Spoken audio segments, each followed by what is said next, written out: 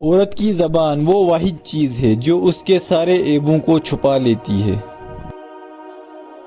عورت مرد کو خوش کرنے کے لیے اپنا آپ بدل دیتی ہے، اپنا دل، اپنی خواہشات بدل دیتی ہے کہ کہیں مرد کی نظر نہ بدل جائے، مگر مرد پھر بھی اپنی عادت سے مجبور ہو کر اپنی نظروں کی حفاظت بھی نہیں کر سکتا۔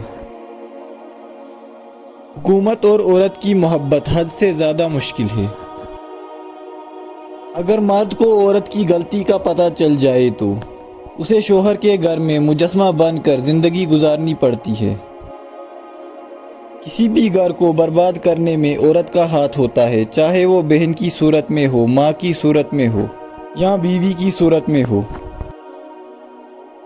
اگر عورت کو عزت ملے تو اپنے بہن، بھائی، والدین، سب کچھ خاوند پر قربان کر دیتی ہے۔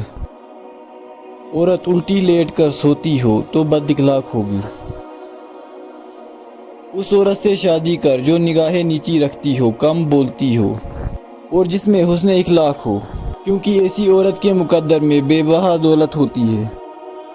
عورت کی سب سے بڑی عبادت اپنی عزت کی حفاظت کرنا ہے۔ اگر مرد چھوٹی چھوٹی باتوں پر لڑنے لگے تو عورت کو سمجھ جانا چاہیے مرد اداس ہے، اسے پیار کی ضرورت ہے۔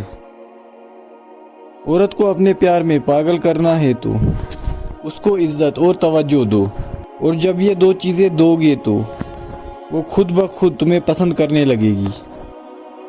اگر کوئی مرد تمہیں چھوڑ دے تو دکھی ہونے کے بجائے خوش ہو جایا کرو، کیونکہ وہ تمہارے لائق نہیں تھا۔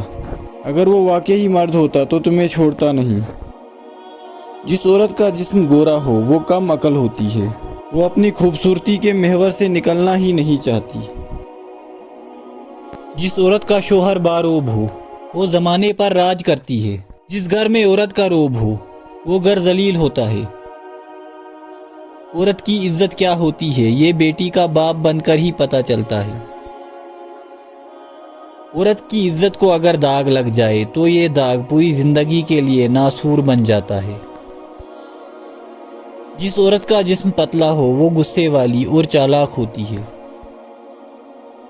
دنیا بھی عجیب ہے، اگر بیوی ہے تو غلام بنا کر رکھا، اگر بیٹی ہے تو سمجھ بوجھ کر پیار کیا، اگر بہن ہے تو ہمیشہ شک کی نظر سے دیکھا۔